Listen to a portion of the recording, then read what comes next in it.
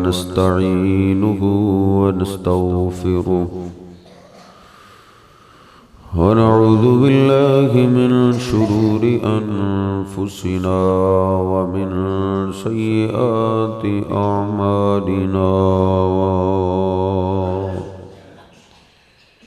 من يهده الله فلا مضل له ومن يضلله فلا هادي له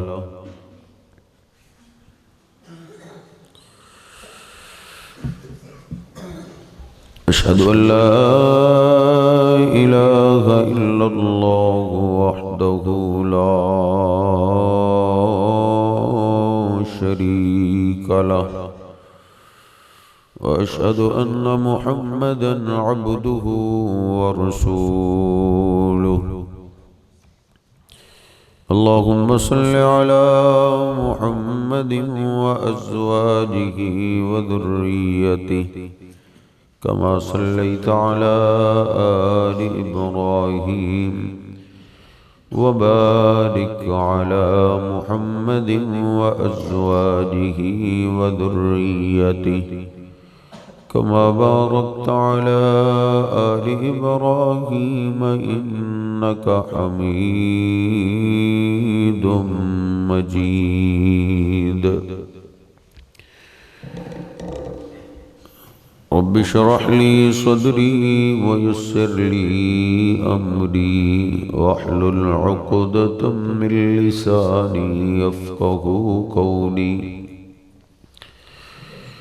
أعوذ بالله السميع العليم من الشيطان الرجيم من همزه ونفخه ونفسه بسم الله الرحمن الرحيم وللمطلقات متاع بالمعروف حقا على المتقين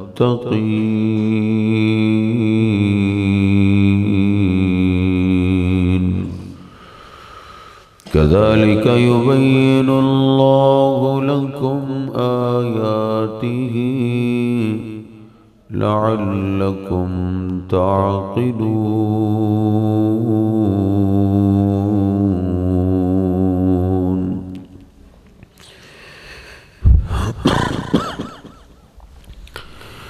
سبحان ربك رب العزة عما يصفون وسلام على المرسلين والحمد لله رب العالمين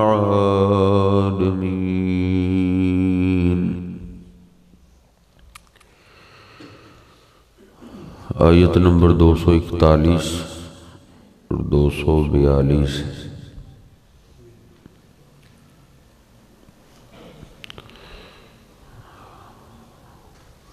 اللہ سبحانہ و تعالی نے گھریلو معاملات میں اور خصوصاً طلاق کے معاملات میں اختتام کیسے کیا اللہ پاک فرماتا ہے وَلِلْمُطَلَّقَاتِ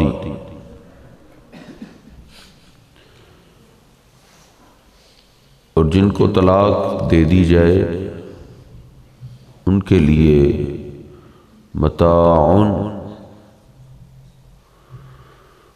فائدہ دینا ہے بالمعروف دستور کے مطابق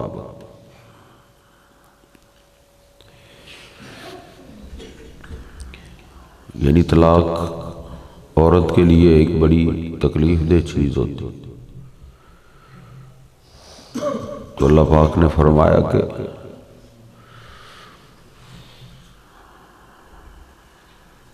طلاق والی عورتوں کے لیے خامدوں کے ذمے ان کو فائدہ پہنچانا ہے، کچھ سامان دینا ہے بالمعروف دستور کے مطابق، حقا علی المتقین،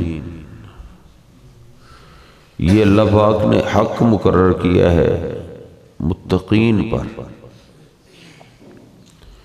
یعنی اگر کوئی اللہ پہ ایمان رکھتا ہے، اللہ سے ڈرنے والا ہے، تو وہ پھر ان کو فائدہ پہنچا دے، کچھ پیسے دے دے، سونا چاندی دے دے، جس سے ان کا جو غم ہے، تکلیف ہے، اس میں کمی آ جائے۔ حقا علی المتقین، یہ حق ہے متقین پر، یعنی یہ اللہ سبحانہ و تعالی کی رحمت ہے کہ اللہ سبحانہ و تعالی نے طلاق والے معاملات متقین میں ہی پیدا ہوتے ہیں،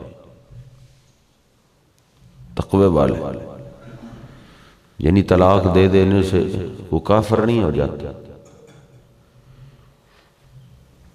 حقا علی المتقین، اور یہ اسلام کتنا فطرتی دین ہے کہ اگر معاملات سدھر نہیں رہے تو آپ طلاق دے دیں۔ اللہ سبحانہ و تعالی نے 5ویں پارے میں فرمایا ہے کہ وہ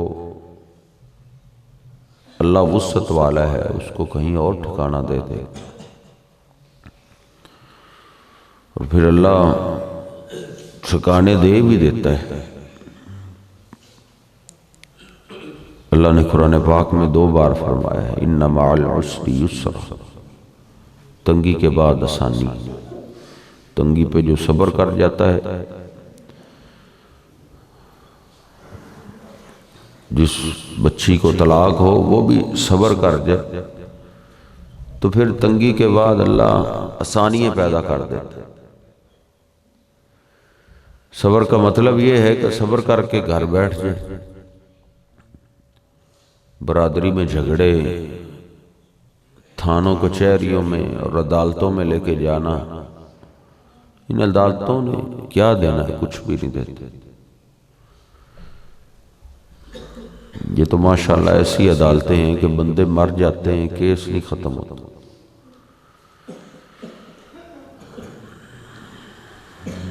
ایک ایکڑ کا مسئلہ ہو، جھگڑا ہو تو 2 ایکڑ کے پیسے لگ جاتے ہیں، فیصلہ پھر بھی نہیں ہوتا۔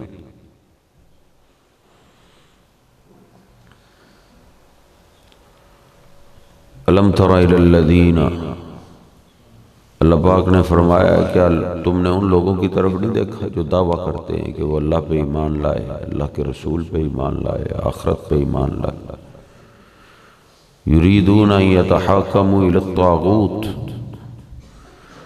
پھر بھی وہ چاہتے ہیں کہ فیصلے ان عدالتوں سے ہی کروائے جائیں جہاں اسلامی نظام نہیں ہے، تو پھر ان کا ایمان کیسا؟ حقا علی المتقین، حق ہے متقین پر، یعنی پرہیزگار بن کے پھر ان کو خود ہی فائدہ دے دیں۔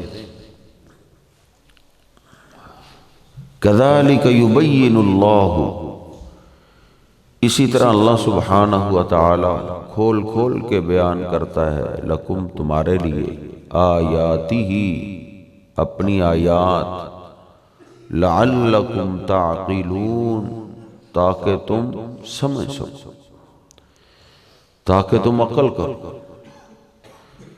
یعنی اللہ سبحانہ و تعالی نے فرمایا ہے کہ ہم نے قرآن پاک میں اپنی آیات کھول کھول کے بیان کی، عام فام سمجھ میں آنے والے۔ اور دوسری جگہ اللہ پاک نے فرمایا وَلَقَدْ يَسَّرْنَا الْقُرْآنَ لِلذِّكْرِ فَهَلْ مِن مُدَّكِرٍ، ہم نے قرآن پاک کو نصیحت کے لیے آسان بنایا، آسان، اس لیے قرآن پاک کو ترجمے کے ساتھ پڑھا جائے تو سمجھ آتی ہے۔ ہاں کچھ آیات ہیں جو محکم آیات ہیں تو وہ سمجھ نہ بھی آئے تو جو آسان آیات ہیں توحید کے بارے میں، ان معاملات کے بارے میں، تو ان کو ترجمے کے ساتھ پڑھنا چاہیے۔ کذالک یبین اللہ لکم آیاتہ لعلکم تعقلون، اسی طرح ہم بیان کرتے ہیں کھول کھول کے تمہارے لیے اپنی آیات تاکہ تم عقل کرو۔ عقل یعنی قرآن پاک انسان کو عقل سکھاتا ہے، سمجھدار بناتا ہے۔ جائے کہ کہا جائے کہ جی قرآن تو سمجھ آ ہی نہیں سکتا، قرآن کو ترجمے کے ساتھ پڑھو ہی نہیں، قرآن پاک کو کوشش کرنی چاہیے کہ پڑھیں ہی ترجمے کے ساتھ کہ اللہ سبحانہ و تعالی کیا کہہ رہے ہیں۔ ایک صحابی نے اجازت مانگی تھی کہ اللہ کے حبیب میں ہر روز قرآن پڑھنا چاہتا ہوں، ہر روز۔ آپ نے فرمایا مہینے میں پڑھ لیا کرو ایک دفعہ۔ عبداللہ بن عمر بن عاص رضی اللہ تعالی کاتب وحی بھی تھے، آپ نے فرمایا چلو مہینے میں 2 دفعہ قرآن پاک پڑھ لیا۔ انہوں نے عرض کی اللہ کے حبیب میں اس سے زیادہ طاقت رکھتا، قوت ہے، جوانی ہے، میں قرآن پاک کی تلاوت پہ اپنی جوانی لگانا چاہتا۔ تو آپ نے فرمایا 10 دن میں قرآن پاک پڑھ لیا کرو، ایک مہینے میں 3 بار۔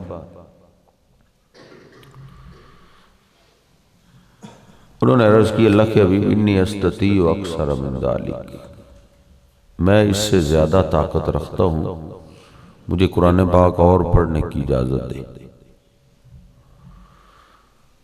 آپ نے پھر آخر کار فرمایا کہ 3 دن میں قرآن پاک پڑھنا ہے، 3 دن سے پہلے ختم نہیں کرنی۔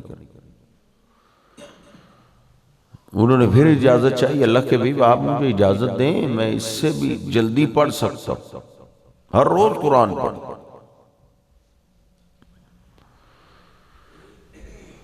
ادھر تو کئی ہمارے جیسے ہیں رمضانی حافظ، رمضان گیا تو قرآن بھی گیا، رمضان آئے گا تو قرآن دیکھی جائے گی۔ لیکن صحابہ کرام قرآن پاک شوق سے پڑھتے۔ آپ نے فرمایا نہیں، 3 دن سے پہلے ختم کروں، اس کا فائدہ نہیں۔ اور فرمایا کہ جس نے 3 دن سے پہلے ختم کیا اس نے قرآن پاک پڑھا ہے، سمجھا، اس نے قرآن پاک کو گزار دیا ہے لیکن سمجھا۔ جس طرح ہم پڑھتے ہیں، ہم تو 10 سال میں بھی پڑھیں تو ہماری سمجھ میں نہیں آتا کیونکہ ترجمہ ہی نہیں آتا۔ اس لیے قرآن پاک تلاوت کا بھی ثواب ہوتا ہے، لیکن ترجمے کے ساتھ پڑھا جائے تو اس کو اور زیادہ فائدہ ہوتا ہے۔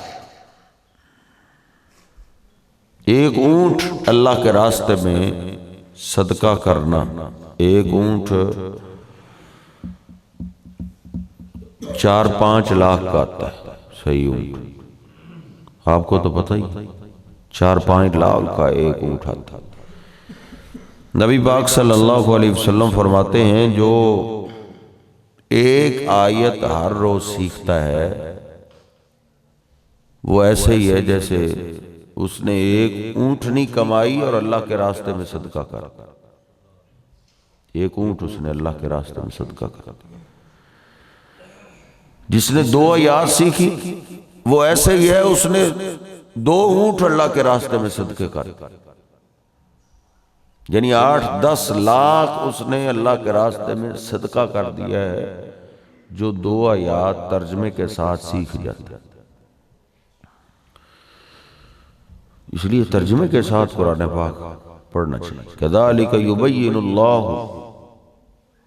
اسی طرح اللہ بیان کرتا ہے لکم تمہارے لیے، آیاتہ اپنی آیات، لعلکم تعقلون تاکہ تم عقل کرو، تاکہ تم سمجھ جاؤ، سیانے بن جاؤ۔